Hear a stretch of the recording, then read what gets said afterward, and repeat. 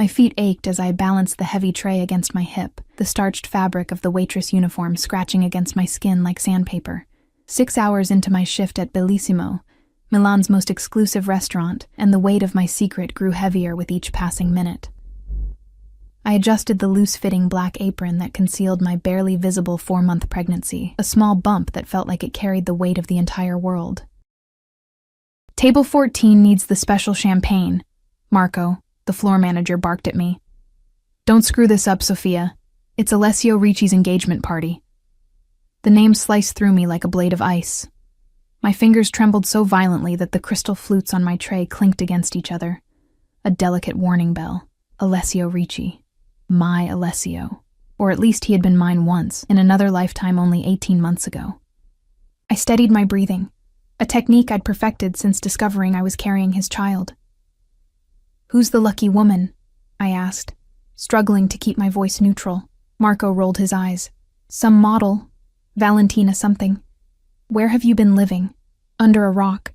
It's been all over the tabloids for months." I forced a smile that felt like broken glass cutting my lips. Of course, I knew exactly who Valentina was. I'd spent countless nights scrolling through her Instagram, torturing myself with images of her perfect body draped around my ex-husband, a man most of Milan knew only as a successful businessman. If they only knew what happened behind closed doors. "Just serve the champagne and keep your head down," Marco added, lowering his voice. "Ricci's people are everywhere tonight," I nodded, adjusting my blonde hair, now dyed brown and cut short to avoid recognition. 18 months ago, I'd been Sofia Ricci, the quiet, elegant wife of one of Italy's most dangerous men. Now I was just Sofia Belli, a waitress with a fake last name, and a baby growing inside me that would inherit the blood of a monster. A monster I still couldn't completely hate. The private dining room gleamed with opulence. Crystal chandeliers casting diamonds of light across walls draped in cream silk. I kept my eyes lowered as I entered, the way I'd been instructed. The voices grew louder, laughter, congratulations, the distinct timbre of wealth and power filling the space like expensive perfume. Then I heard it. His laugh. Deep and rich, with that slight rasp that used to vibrate against my skin in the darkness of our bedroom. My body responded instantly. A Pavlovian reaction I despised. I risked a glance up. There he was. Alessio sat at the head of the long table, his broad shoulders encased in a tailored black suit that I knew would feel like sin beneath my fingertips. His dark hair was longer than when I'd left him, curling slightly at the nape of his neck. His olive skin glowed with vitality, and the scar that traced his left eyebrow, a souvenir from his youth that he'd never explained, only enhanced his devastating beauty. Beside him sat Valentina, all cascading dark hair and impossibly long limbs. Her diamond engagement ring caught the light, throwing prisms across the white tablecloth.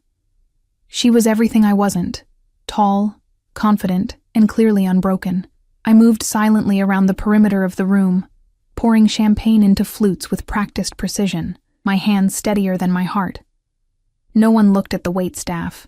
We were furniture, invisible to the glittering guests. This invisibility had been my salvation when I'd applied for the job 3 weeks ago, desperate for money after my savings had finally run out. I hadn't known about his engagement party. It was cruel cosmic timing that I'd been assigned this room tonight, but perhaps it was inevitable. Milan was Alessio's city, after all. I had been foolish to stay, but where else could I go with no money and a baby on the way?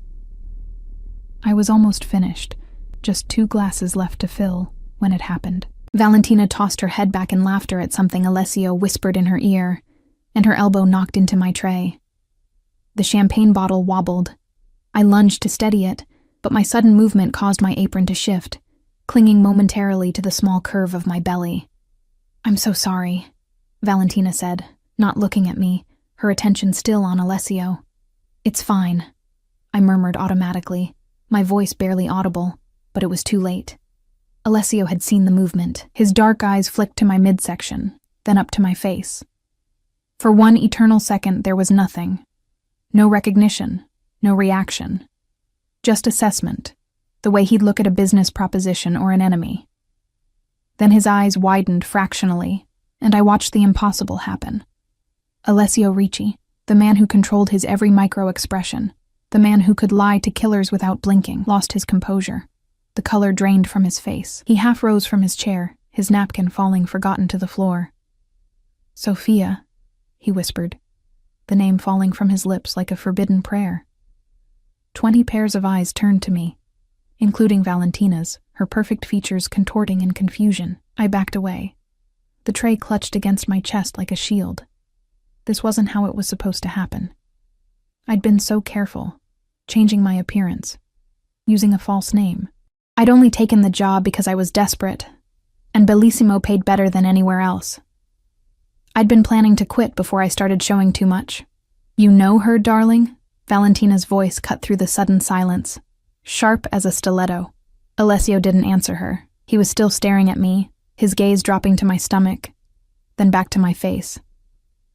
Understanding dawned in those dark eyes that had once looked at me with such tenderness, such passion, and sometimes such terrifying rage. "Everyone out," he said, his voice deadly quiet. No one moved. "Now!" The word exploded from him, making crystal stemware tremble. The authority in his tone was absolute. Chairs scraped against the marble floor as his guests hurriedly stood. Valentina remained seated, her knuckles white around her champagne flute. "Alessio, what is going on?" she demanded, but he wasn't listening. He snapped his fingers, and instantly his head of security, Bruno, materialized at his side. "Clear the room. Everyone, give us privacy." I finally broke from my trance and turned to flee, but I'd barely taken 2 steps when I felt his hand close around my wrist. His touch burned through me like a brand, familiar and foreign all at once. "Not you," Alessio said, his voice low and dangerous in my ear. "You stay, Sophia." Bruno was efficiently herding the confused guests out, including a protesting Valentina, who shot daggers at me with her eyes. The door closed behind them with a heavy finality, leaving me alone with the father of my unborn child, the man I'd fled in the dead of night 18 months ago. "Let go of me, Alessio," I said, surprised by the steadiness in my voice. He did, stepping back to look at me fully.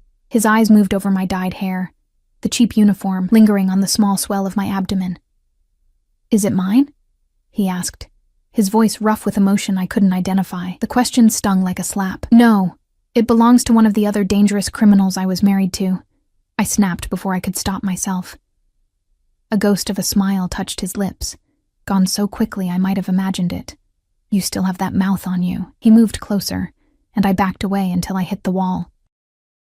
"Why are you here, Sophia? Why now? On this night, of all nights, it's not what you think," I said, the tray still clutched against me. "I didn't know about your party. I just needed a job." "A job?" he repeated, incredulous. "You left with 5 million euros from my safe. Don't tell me you've gone through it all already." I looked away, shame burning my cheeks. "Your father found me 6 months ago. He took everything." I hadn't meant to tell him that, but the words tumbled out before I could stop them. Alessio went very still, the way he did when he was most dangerous. "My father? Gregorio found you?" His voice had dropped to a whisper. "And you didn't come to me?" "Come to you?" I laughed, a broken sound.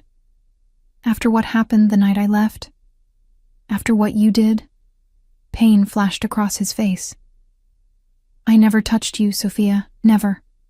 Not like that. You put 3 men in the hospital that night. You made me watch." The memories flooded back, blood on marble floors, screams echoing through our mansion.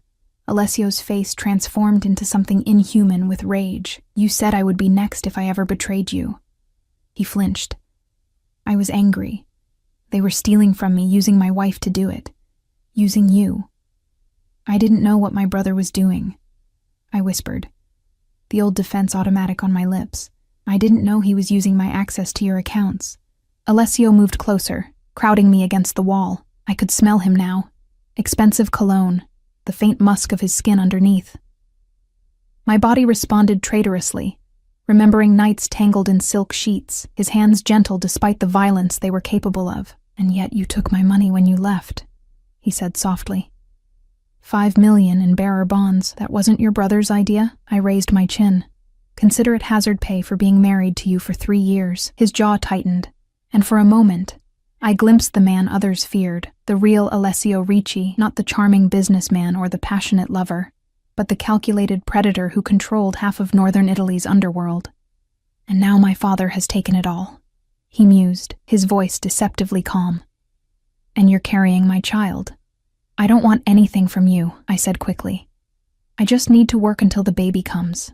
Then I'm leaving Milan for good. His hand shot out, not to grab me, but to place his palm against the wall beside my head, caging me in. You're not going anywhere, Sophia, not with my child. Fear and something darker, something I didn't want to name, coiled in my belly. You're engaged, Alessio. Congratulations. Go back to your party. Forget you saw me. Forget? He leaned closer, his breath warm against my cheek. 18 months, Sophia. 18 months I've had men searching every corner of Europe for you. 18 months I've imagined what I would do when I found you. His eyes burned into mine, and now you appear, carrying my heir, serving champagne at my engagement party. Even I couldn't have orchestrated something so perfectly ironic. Please, I whispered, hating the tremor in my voice. Just let me go. You have a new life now, a beautiful fiancé, a business arrangement, he cut in, his voice hard. Nothing more. The door burst open, and Valentina stood there, her perfect features twisted with fury. What the hell is going on, Alessio? Who is this woman? Alessio didn't move, didn't even look at her. His eyes remained fixed on mine, searching for something. Leave us, Valentina. We'll discuss this later. Discuss what? Why you're in here with the help. She strode forward, her heels clicking against the marble. Is this some ex-girlfriend? Is that why you're acting so strange? She's my wife, Alessio said quietly, still looking at me. Valentina froze. Ex-wife, you mean? You told me you were divorced. No, he replied, his gaze never leaving my face. I told you my wife left me. I never signed divorce papers. There was never a divorce. A dangerous smile curved his lips. Sophia is still legally my wife. The room spun around me. I'd assumed he'd divorced me in absentia. I'd been hiding, using a fake name, too afraid to consult a lawyer. And all this time, I'd still been his. You've got to be joking, Valentina hissed. Look at her. She's pregnant, for God's sake. Alessio finally turned to look at his fiancée, his expression unreadable. My pregnant wife, he corrected softly. Carrying my child. Valentina's face crumpled for an instant before hardening into fury. She yanked the enormous diamond ring from her finger and hurled it at him. It bounced off his chest and skittered across the floor. You're insane. All of you. Keep your rings and your lies and your secret families. She spun on her heel and stormed out. The silence that followed was deafening. I could hear my own heartbeat, feel the baby flutter inside me as if responding to my distress.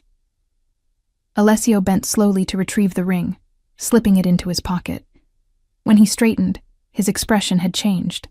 Gone was the shock, the anger. Now he looked, resolved, determined. My car is waiting outside, he said, straightening his cuffs. You're coming home with me.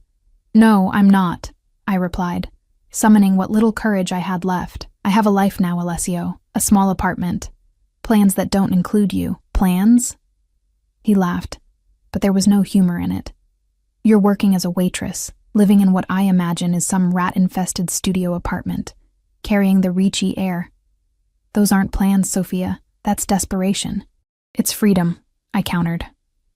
But my voice lacked conviction even to my own ears. He stepped closer, and this time when he reached for me, his hand was gentle as it cupped my cheek. I should have pulled away. Instead, I leaned into his touch, my body betraying me as it always had with him. I searched for you for 18 months, he said, his voice dropping to that intimate register that used to make me melt. I had every intention of punishing you when I found you, for taking my money, for leaving without a word, but seeing you now, his thumb brushed across my lower lip. Carrying my child, everything has changed. Nothing has changed, I whispered. You're still you. I'm still me. We still want different things. What do you want, Sophia? He asked, his dark eyes searching mine. Safety, I answered honestly. Peace. A normal life for my baby. He nodded slowly. And you think you'll find that running from me? From my father, alone? Before I could answer, the door opened again, and Bruno stepped inside. Boss, we need to move. Valentina is making a scene in the restaurant. Alessio didn't take his eyes off me. Have someone take care of it, and send for the doctor. I want Sophia examined immediately. I don't need a doctor, I protested. When was your last prenatal visit? He demanded. I looked away. The truth was, I hadn't been able to afford proper medical care. I'd been to a free clinic twice, but it had been over a month since my last checkup. My silence was answer enough. Alessio's jaw tightened. Bruno, bring the car around. We're leaving now. I'm not going anywhere with you, I insisted, even as exhaustion washed over me. I'd been on my feet for hours, and the confrontation had drained what little energy I had left. Alessio saw it, of course. He always saw everything. You can walk out of here under your own power, or I can carry you, he said simply. Either way, you're coming home. That mansion was never my home, I replied, thinking of the cold marble halls, the armed guards, the gilded cage he'd kept me in. Something flickered in his eyes. Was it hurt? Then I'll take you somewhere else, somewhere new. But you're coming with me, Sophia. He placed his hand gently, almost reverently on my small bump. Both of you. The possessiveness in his touch, in his voice, sent a shiver through me. This was what I'd feared, what I'd run from. But as his warmth seeped through the thin fabric of my uniform, I felt the baby move again. Stronger this time, and in that moment, I knew I had no choice. Alessio had found me, and he would never let me go again. I sat in the back of Alessio's Mercedes. The butter-soft leather seats, a stark contrast to the plastic chairs I'd grown accustomed to. Bruno drove silently, his massive frame hunched over the steering wheel, while Alessio sat beside me, close enough that I could feel the heat radiating from his body but not touching me. The space between us felt electric, charged with unspoken words and buried memories. Through the tinted windows, Milan's glittering nightscape blurred past. A world I'd once been part of and then deliberately exiled myself from. My fingers twisted nervously in my lap, the cheap silver band I wore to discourage advances from customers suddenly feeling like a mockery next to Alessio's presence. You're not taking me to the mansion, I observed quietly, as Bruno turned onto an unfamiliar street heading away from the direction of the Ricci estate where I'd spent 3 years of my life. No, Alessio replied, his eyes fixed on my profile. I have an apartment in the city center. More secure, fewer staff. I nodded, relieved not to be returning to that cold, sprawling house filled with memories both beautiful and terrible. The mansion had always felt like Alessio's territory, never truly mine, despite his insistence on redecorating entire wings to my taste. You look tired, he said, his voice softer than it had been at the restaurant. I've been on my feet since noon, I answered, unable to keep the weariness from my voice. Without warning, he reached across the space between us and took my hand, turning it palm up. His thumb traced the calluses that had formed there over months of carrying heavy trays and washing dishes. Something dark flashed across his face. These hands weren't meant for labor, he said, almost to himself. I pulled my hand away. These hands have kept me alive, Alessio. Kept your child alive. His jaw tightened at the mention of the baby, and his gaze dropped to my belly, a possessive heat in his eyes that made my skin prickle with awareness. You should have come to me when you found out. You made it very clear what happens to people who betray you, I said, unable to keep the bitterness from my voice. You didn't betray me, he replied, his voice dropping to that dangerous register I remembered all too well. Your brother did. And you made me watch what happened to him and his friends. The memory rose unbidden, blood spattering across imported marble, my screams echoing off vaulted ceilings. Alessio's face transformed into something inhuman as he'd ordered his men to continue. You said it was a lesson. It was. No apology, no remorse. Just a statement of fact. Your brother used you to access my accounts. He put you in danger. He deserved what he got. "He's my brother, Alessio," I whispered. "My only family." "I was your family," he countered, and the raw emotion in his voice startled me. "I gave you everything, protected you, and you ran." His hand curled into a fist on his thigh. "With my money." The car slowed, pulling into the underground garage of a sleek high-rise I didn't recognize. Bruno parked but remained seated, awaiting instructions. "Give us a moment," Alessio said, and Bruno stepped out, standing just beyond the car's tinted windows, his broad back to us, a sentinel granting the illusion of privacy.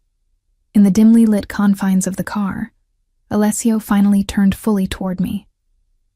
"Why didn't you tell me about the baby before you ran?" I stared at him, momentarily confused. "I didn't know I was pregnant when I left."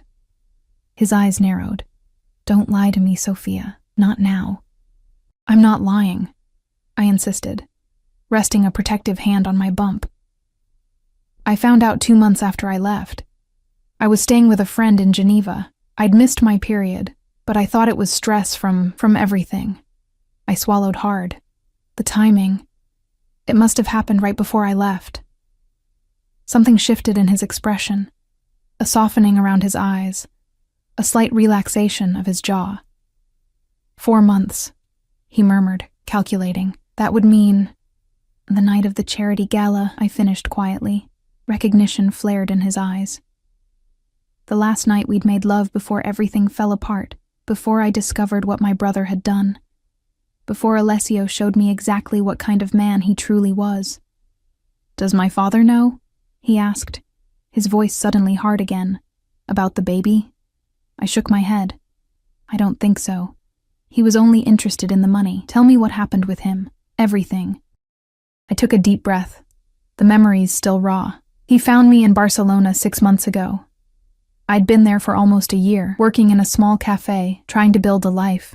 2 of his men grabbed me off the street as I was walking home. They took me to a hotel where he was waiting." I shuddered at the recollection of Gregorio Ricci's cold eyes, so like his son's, and yet utterly devoid of the passion that animated Alessio's. "He said he'd been looking for me since you couldn't find me yourself, said I'd disrespected the family by leaving." Alessio's expression darkened. "What did he do?"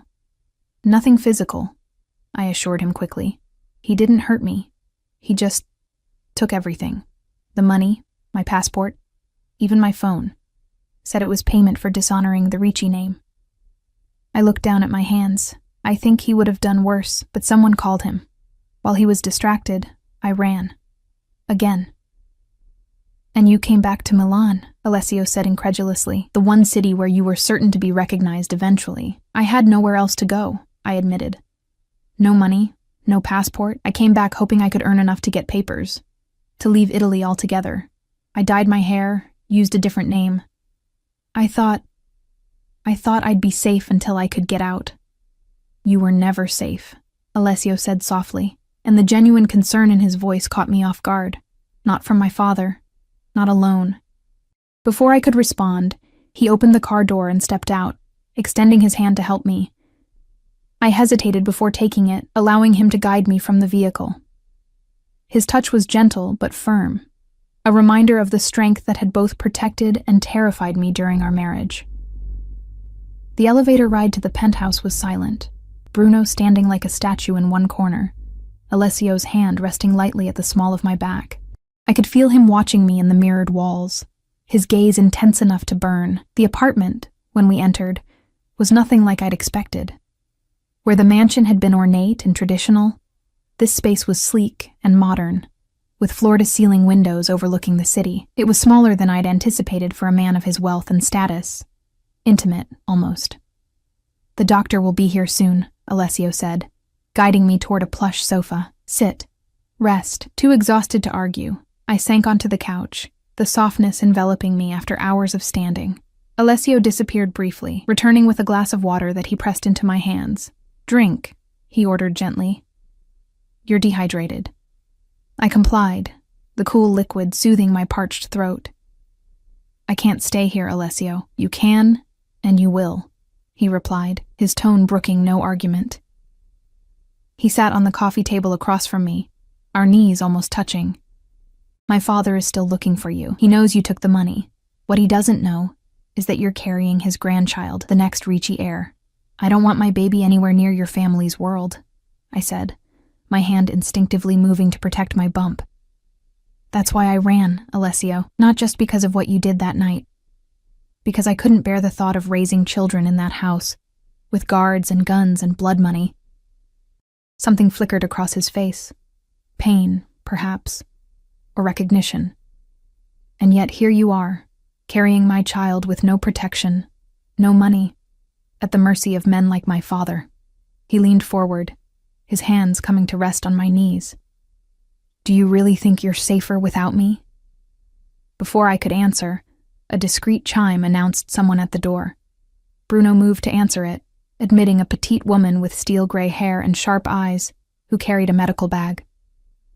Sophia, this is Dr. Moretti, Alessio said, standing. She's been my family's physician for 20 years. I trust her completely. The doctor approached, her professional smile not quite reaching her eyes. Mrs. Ricci, she greeted me, no surprise in her voice at finding her employer's long-missing wife in his apartment. I understand congratulations are in order.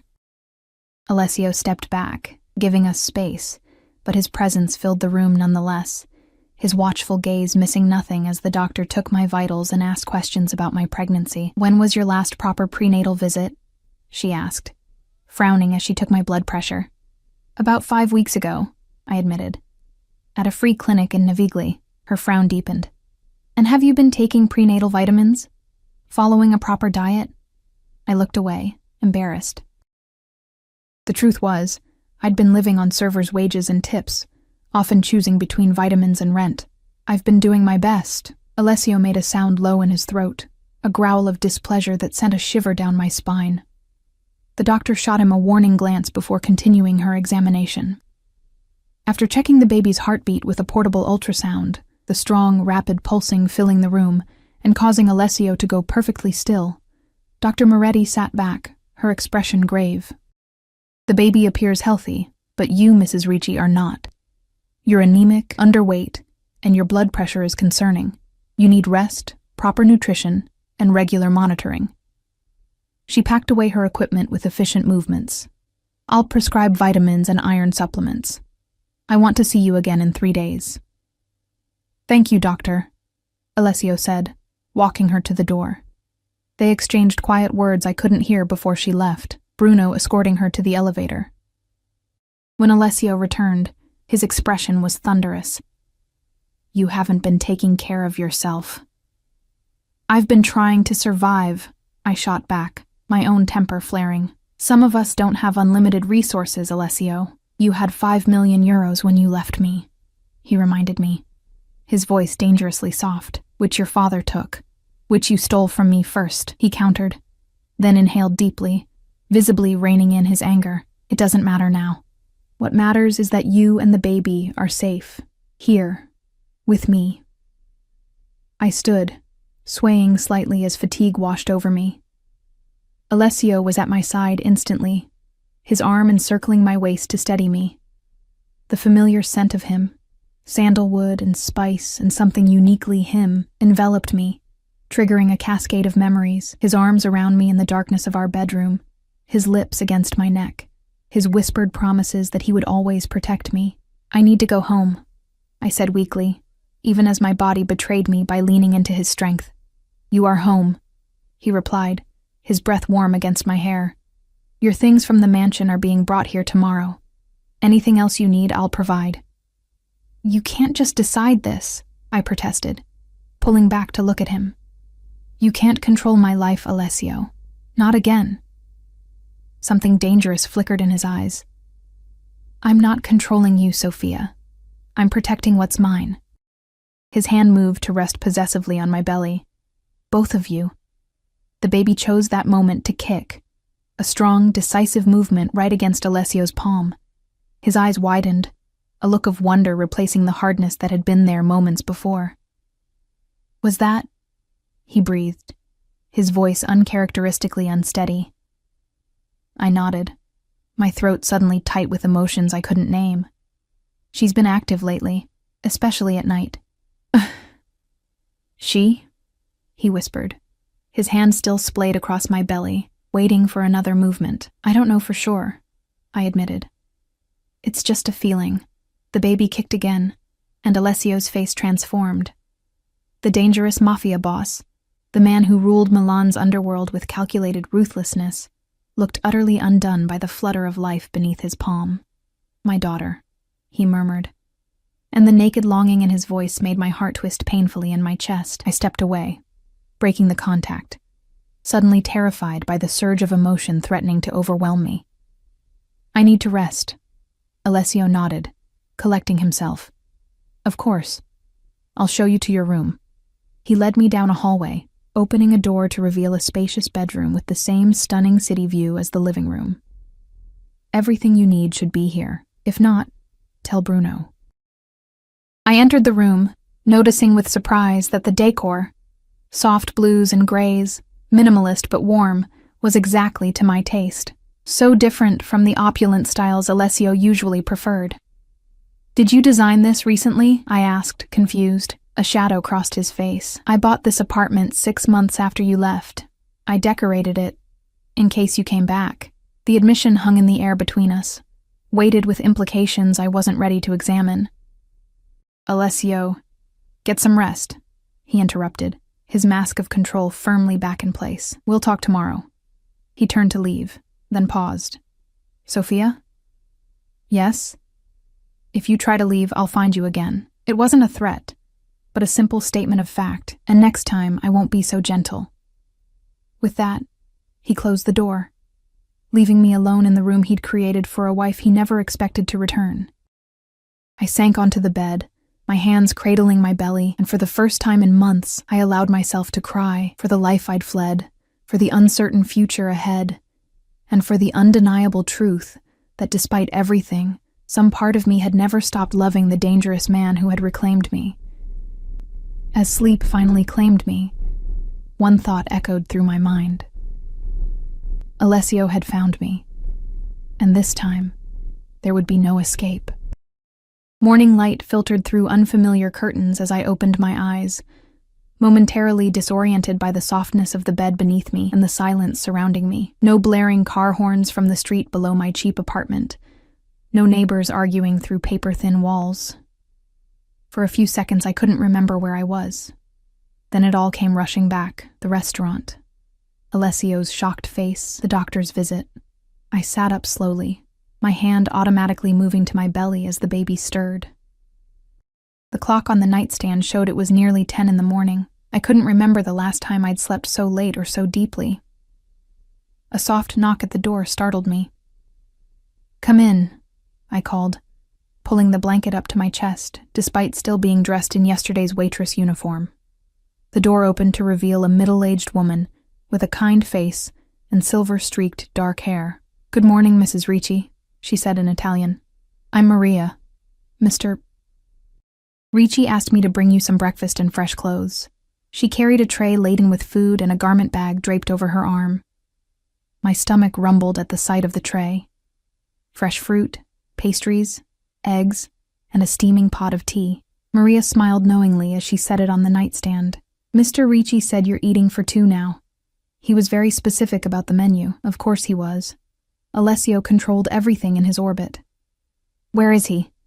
I asked, unable to keep the wariness from my voice. He left early this morning. Business, he said. Maria hung the garment bag in the closet. He asked me to tell you he'll return for lunch and to make yourself at home. She gestured to a door in the corner.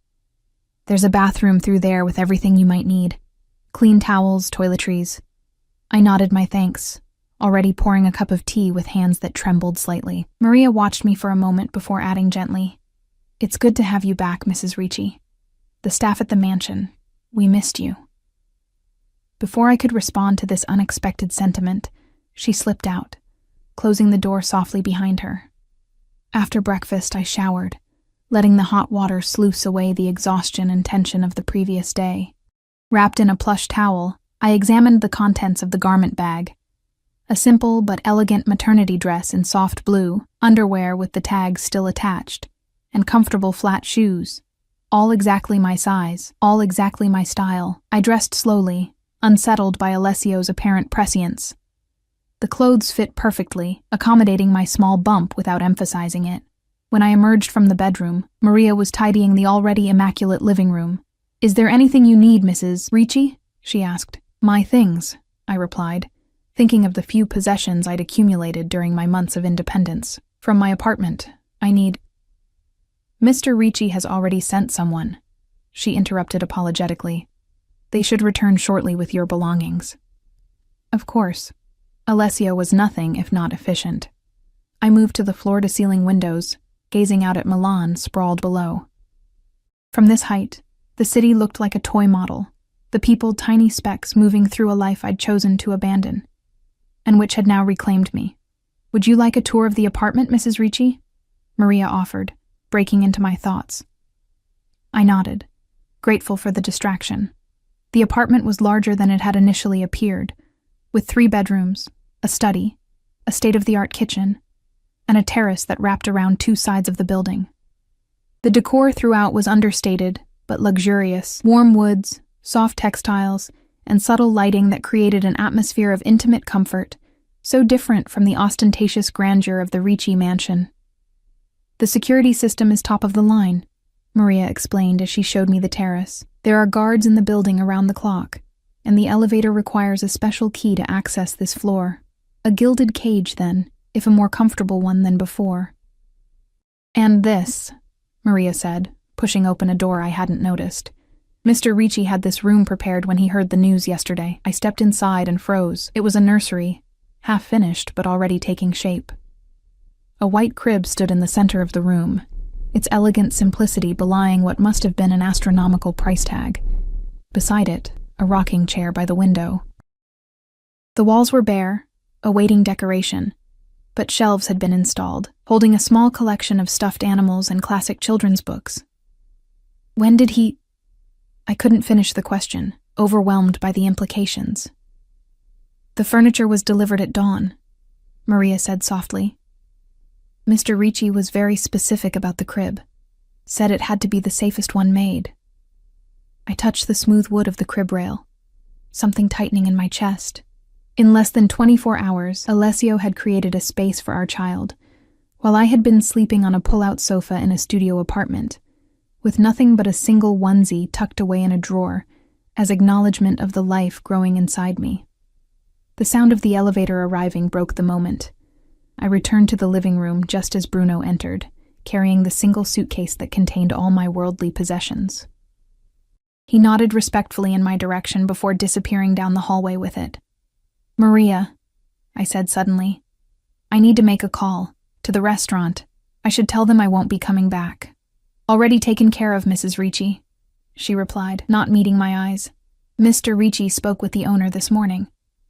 I felt a flare of irritation. "And what did my husband tell them exactly?" Maria looked uncomfortable. "I believe he said you would no longer be working there, and compensated them generously for any inconvenience." I bit back a sharp response. It wasn't Maria's fault that Alessio had once again taken control of my life without consulting me. Instead, I asked for a phone, realizing belatedly that I had no one to call.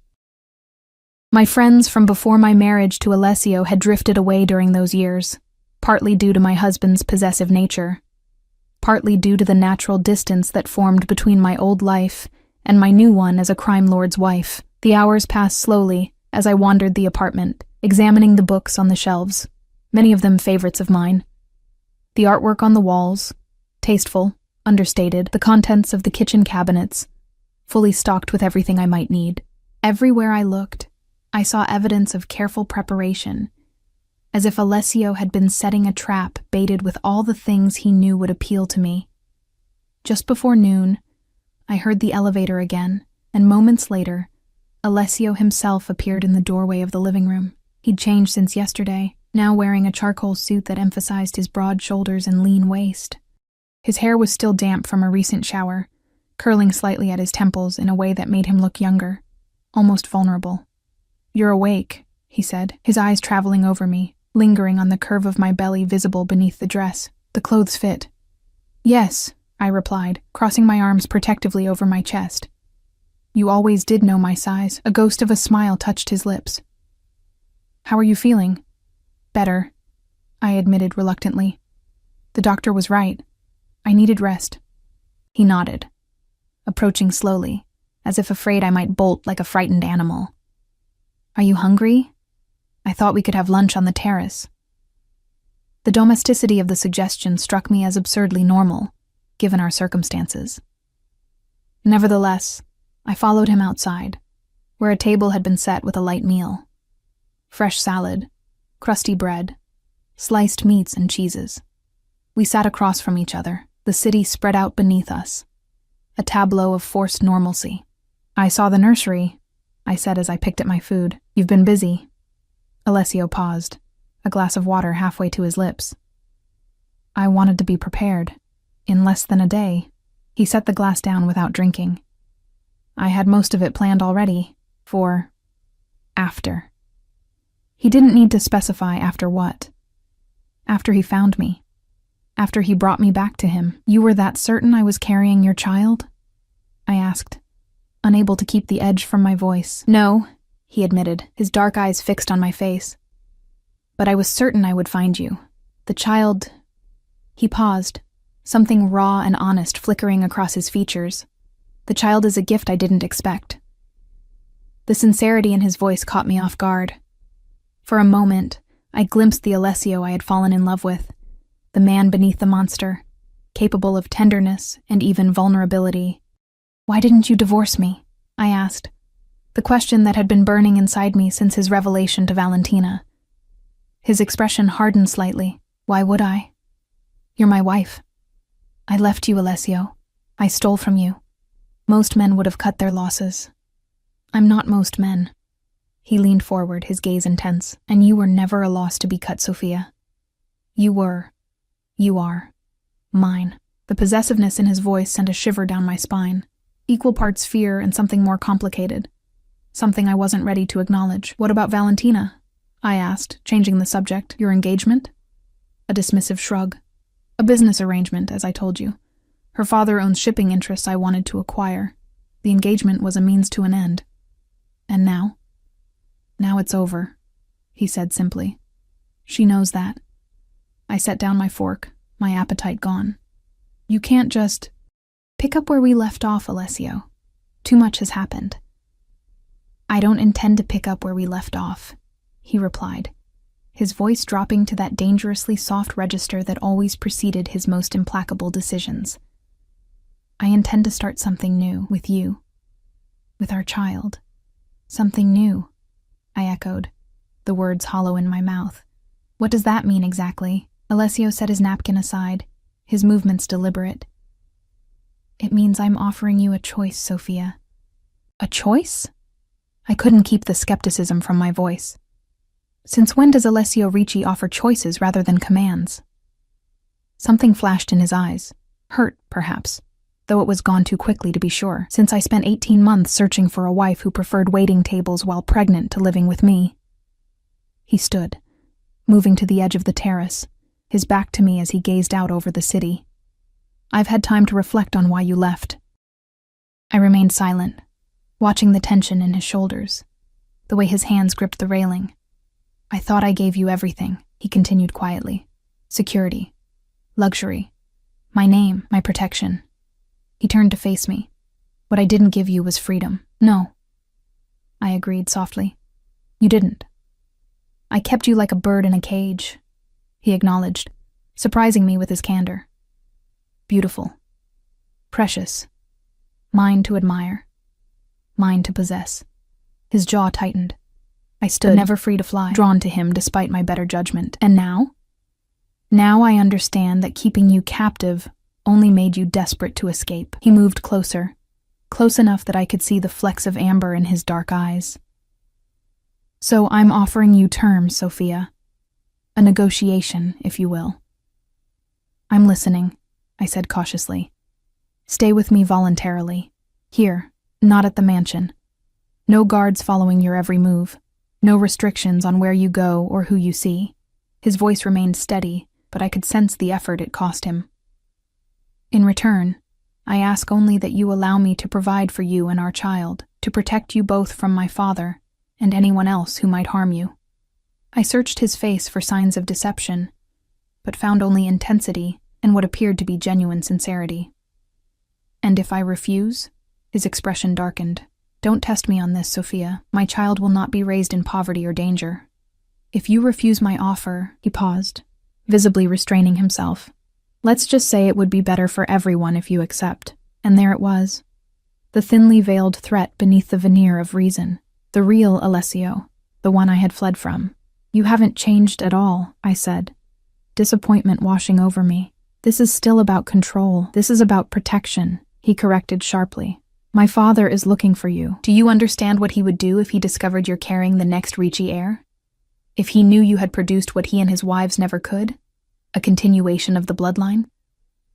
Fear slithered down my spine. Gregorio Ricci's obsession with family legacy was legendary. 3 marriages had produced only one son, Alessio, and the old man's bitterness over his inability to create a dynasty had poisoned their relationship from the beginning. "He would take the baby," I whispered, my hand instinctively moving to my belly. Alessio nodded grimly. "He would take you both, install you in one of his properties under constant surveillance. The baby would be raised as his heir, not mine, and you—" His voice hardened. "You would never see the outside world again." The terrifying part was that I believed him. I had met Gregorio only a handful of times during my marriage to Alessio, but each encounter had left me chilled. The patriarch's cold calculation made his son seem positively emotional by comparison. "So my choices are captivity with you or captivity with him," I said bitterly. "I'm offering you protection, not captivity," Alessio replied, frustration edging his voice. "I'm trying to give you as much freedom as I can while keeping you safe." "What does that freedom look like exactly?" I asked. "Can I get a job? Have friends? Live a normal life?" He ran a hand through his hair, a rare gesture of agitation. "A job? Why would you need to work?" "Because it's normal, Alessio. Because it gives me purpose. Independence." "Independence," he repeated, the word sour on his tongue. "Always. It comes back to this. Your need to be separate from me." "My need to be myself," I corrected. "Not just your wife. Not just the mother of your child. A person with my own identity." He was silent for a long moment, his face unreadable. Then, to my surprise, he nodded slowly. "Very well. If work is important to you, I can arrange something suitable, something safe." I stared at him, nonplussed by this unexpected concession. "What about leaving the country? What if I wanted to raise our child somewhere else, away from all of this?" I gestured vaguely at the luxurious apartment, the city beyond, all of it tainted by the shadow of his family's empire. Alessio's expression hardened. "That is not negotiable.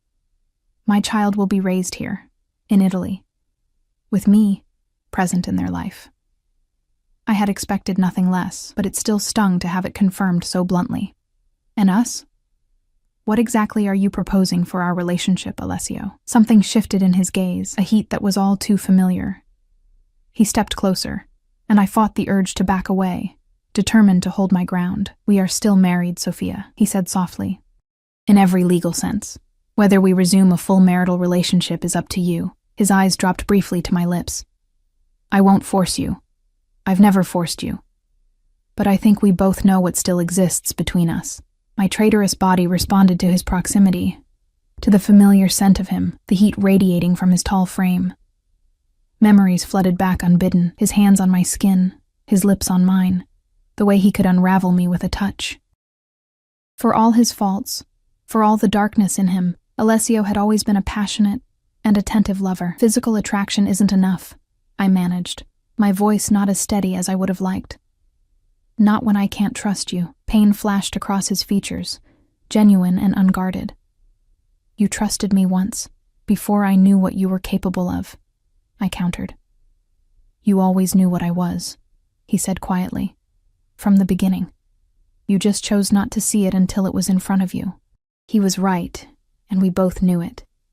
I had willfully ignored the signs, the whispered conversations that stopped when I entered a room, the men who treated my husband with a deference bordering on terror, the unexplained absences and late-night phone calls. I had chosen the fairy tale over the reality until that bloody night had shattered my illusions forever. Before I could respond, my phone rang. The new one Alessio had provided that morning, its contacts list populated with only his number and Bruno's. "It's Dr. Moretti," I said, glancing at the screen. "Answer it," Alessio instructed, moving away to give me privacy, though I knew he would still be listening. The doctor's voice was brisk and professional, as she informed me that my blood work from the previous night showed concerning levels of anemia. "I've prescribed iron supplements," she said, "and I'd like to see you tomorrow for a more thorough examination." "Thank you, doctor," I replied, aware of Alessio's intent gaze. "I'll be there." When I ended the call, Alessio was already on his phone, issuing quiet instructions to someone. "Have the prescription delivered within the hour," he ordered, before hanging up and turning back to me. "You heard?" I asked unnecessarily. He nodded, concern evident in his expression. "You need to take better care of yourself, Sophia." "I was doing my best with limited resources," I said defensively. "And now your resources are unlimited," he replied simply. "Whatever you need, whatever the baby needs, you have only to ask." The ease with which he offered this, as if money could solve everything, both irritated and comforted me. It was so characteristically Alessio, this certainty that his wealth and power could overcome any obstacle. "I need time," I said finally, "to think about everything you've said, to decide if we can... Time," he repeated, the word heavy with meaning. "How much time?" "I don't know," I admitted honestly. "It's not a simple decision." He studied me for a long moment, then nodded once, decisively. "1 week. Stay here. Let Dr. Moretti treat you. Get your strength back. Then tell me your decision." His voice softened slightly. "That's my offer, Sophia. Consider it carefully. 1 week. 7 days to decide the future of myself and my child." It didn't seem enough, and yet the alternative, running again, alone and penniless, seemed impossible now. "One condition," I said, surprising myself with my boldness. "I want to see my brother." Alessio's face darkened instantly. "Marco is not welcome in my home." "I don't even know if he's alive," I countered, my voice breaking slightly. "After what you did to him, I need to see him, Alessio, to know he's okay." He turned away, his jaw clenched. "Your brother betrayed me. Used you to get to my money. He put you in danger. He's still my family," I insisted. "My only blood relative." Alessio's laugh was cold and humorless. "Blood relative? And what do you think our child is, Sophia? What do you think I am to you, legally and otherwise? It's not the same," I said quietly. "And you know it." He was silent for so long that I thought he would refuse outright. Then, without looking at me, he said, "I'll arrange it. But not here. And he comes alone." Relief washed through me. It wasn't everything, but it was a concession I hadn't expected. "Thank you." Alessio turned back to me, his expression grave. "Don't thank me yet. Your brother may not be the man you remember." The ominous note in his voice sent a chill through me, but before I could question him further, his phone rang. He glanced at the screen, his face hardening into the mask I knew so well. "I have to take this," he said, already moving toward the door. "Business. Make yourself comfortable. Whatever you need, ask Maria or Bruno." And just like that, he was gone, leaving me alone with my thoughts and the weight of the decision I had 1 week to make. The week passed in a strange limbo of luxury and uncertainty. True to his word, Alessio kept his distance, giving me space to think while ensuring my every need was met. Dr. Moretti visited daily, monitoring my condition with professional efficiency. The iron supplements and proper nutrition were already making a difference. My constant fatigue had lifted, and the baby was more active than ever. On the 3rd day, Bruno drove me to a quiet cafe on the outskirts of the city. Alessio didn't accompany us, though I knew his men were watching from discreet distances. The cafe was empty except for a lone figure at a corner table, hunched over a cup of coffee. "Marco," I whispered as Bruno led me toward him. My brother looked up, and the sight of his face made me stumble. The handsome, carefree man I remembered was gone, replaced by someone gaunt and haunted. A jagged scar ran from his left temple to his jaw, puckered and angry even after all this time. His right hand, when he raised it in awkward greeting, was missing 2 fingers. "Sophia," he said, his voice rough with emotion. "You're really here." I rushed to him, tears blurring my vision as I embraced him, feeling the sharp angles of his too thin body. "I thought you were dead," I sobbed against his shoulder. "After that night, I thought—" "Ricci doesn't kill family," Marco said with a bitter laugh. "He just makes them wish he had." We sat, and I couldn't stop staring at him, cataloging the changes. Beyond the visible injuries, there was a new wariness in his eyes, a defeated slump to his shoulders. "What happened after I left?" I asked, though part of me didn't want to know. Marco's laugh was hollow. "Rehabilitation, Ricci style. 6 months working in one of his warehouses on the docks. 14-hour days, no pay, just enough food to keep working." He flexed his maimed hand. This was a reminder of what happens to thieves. The face was just extra. Horror and guilt washed through me. While I'd been running with Alessio's money, my brother had been suffering this brutality. "Marco, I'm so sorry. I didn't know—" "Don't," he interrupted sharply. "Don't apologize. You got away.